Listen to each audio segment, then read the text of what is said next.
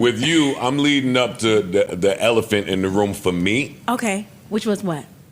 That's jumping the timeline. You don't care? You want to? Sure, I can always jump back. I'm all over the place. I go with the vibe. What were your true feelings when he ended up giving Beyonce that song that they said and she wanted to talk about? But you know what? You drop one thing. She drops "Crazy in Love."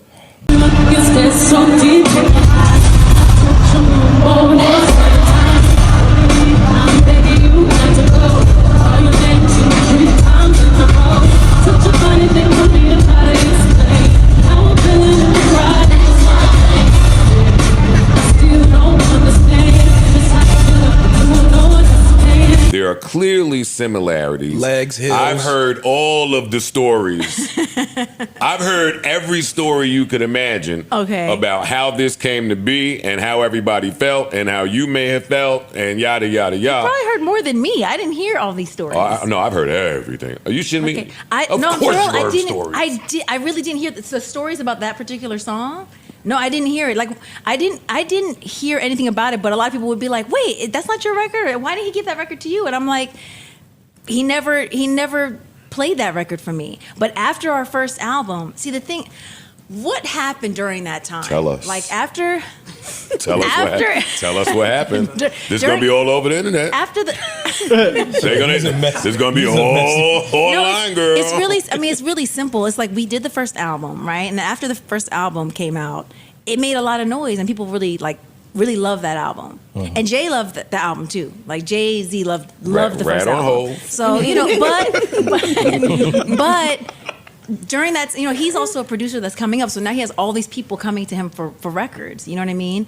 And we did create a sound together. That's something that, like, when we met, that record. He heard what I was looking for at the time was like someone who can do R&B, but like with hip hop, but like had some kind of bite. You know what I mean? I was like, I don't want it to just be straight up R&B, because I usually would pick rap tracks all the time. And what he was looking for was somebody who would, have a different range. You could sing false, you could do this, but then you also had like a grit to your voice. So that's what he was telling me. So I was like, all right, we matched. I would create like melodies based off of what he was doing, and then he would create melodies based off of what I was doing. So it's almost like you couldn't really separate the sound. The sound was something we did create.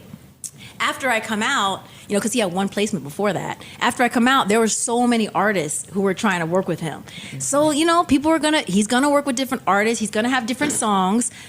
Just being, I'm being objective. This is a crock of shit. Listen, I'm being objective. He's gonna want to play some songs with me as his artist, right? But he's gonna want to play some songs elsewhere because he's also trying to grow and make his name as a producer. Now, one could argue that the best thing to do would be to like keep it in house, maybe get another artist, and you kind of create your brand. Would you have argued that? Or you don't give it to. Did I argue that?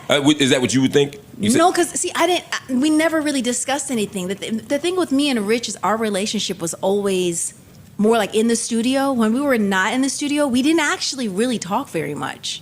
You've done too much healing.